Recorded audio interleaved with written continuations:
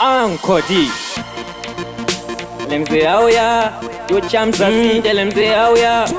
D-man. Tell him say how ya my chief. Yo Saibati. And kunyenga people nenge uchida fornication. Hands are serious but for elimination. To fonera te unku ecos nation. Pana papas pe kushandisa ubenten. Obvious parity ndoite illumination. Vaiti vakawina ndau ya kuretention. Ndasvika ipapo vanoita reduction action. Ndatora vosara nema question. Vamwe vane time game pakuda substitution. Tosimuka zviri high kunge aviation. Zvimwe nyara iwo pakuda appreciation. Question yangu amusi kutipa attention. Positive na Dominic domination. Mission yangu kuira every station. Pakumboda onyu dispensation. To link parcels out ne distribution. Pakumboda kuchinja zvinu rotation. Zvaita ma youths aite desperation. Kondiri kutaura fe divination. Zvamusanganiswa ya total illusion.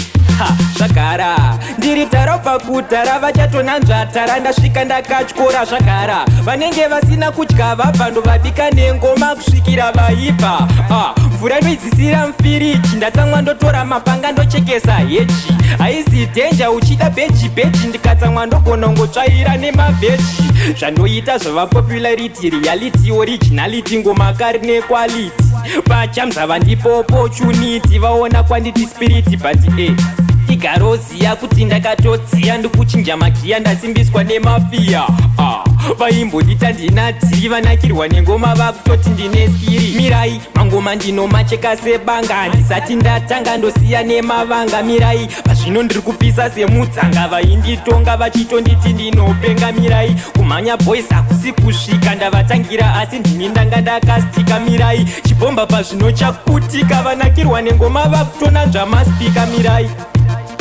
Tell him say how ya. Tell him say how ya. Tell him say how ya my chief. Waka. And kunyenga people nenge uchida fornication. Hands are serious but for elimination. To fonera te unku ecos nation. Pana babas te kushandisa ubente. Salam alaikum. Salam. Salam. Ayana star. Super production.